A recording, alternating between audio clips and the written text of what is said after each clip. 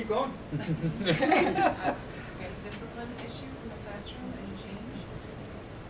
From my observation, your students were incredibly respectful and well-behaved in the classrooms.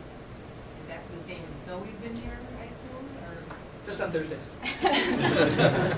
I think it kind of depends on the way that you set things up. You know, being in that it was our first year, I think, you know, there were always things maybe that happened discipline-wise that we weren't expecting. And going back to having a solid foundation with your rules and what's going to happen if they open YouTube when they shouldn't be. If you have that solid foundation, I think that you're going to be fine. I mean, I think the first couple days they were afraid to really go anywhere, and then once they got comfortable, they kind of decided, well, maybe I'll try it out. And if you have those rules in place and that foundation, then it's going to happen the same way it would if they passed a note to their kid with a piece of paper.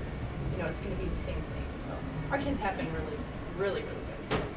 I was going to say, I don't see any, you know, major differences in discipline. It's just like, you know, Katie said, it's, you know, instead of, oh, put your cell phone away, or close your Chromebook, you know, it's, so how you deal with it in the classroom isn't any different, you know.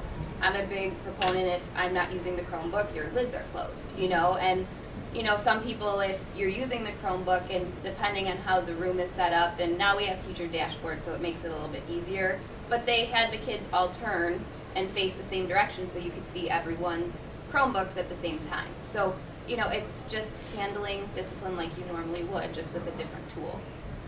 I think you have to really teach responsibility too with the technology.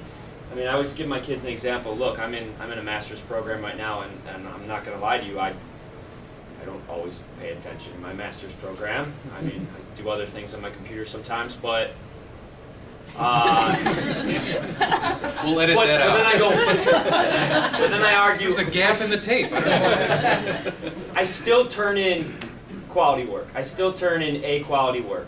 All right, so once in a while you're going to get distracted a little bit, but ultimately it's your responsibility to still turn in quality work no matter what. I mean, that's just the human nature to get distracted once in a while. And I try to stress that a lot with my kids. Some of them get it, some of them don't, obviously. It is a learning curve, though, for sure. I think, especially for my younger freshmen or whatever, it's all that stuff is right there to distract them, right? And so, you know, you definitely have to be on it. You have to have rules set up and enforce them and stuff like that. So it's definitely, it's not like it's not an issue. I think in my classroom, it's an issue. You have to address it when kids are not where they're supposed to be, and stuff like that. But there is a lot there to get them off task. But who says they wouldn't be off task if there wasn't a computer there? Right. Always. But at the same time, there's, you know, all kinds of things that can get them off track if you're not ready. So. And I think that was one of the things that I was most nervous about, was classroom management with a Chromebook. I was so nervous going into it, and I mean, it's no different, really. I mean, I was like, well, that was silly.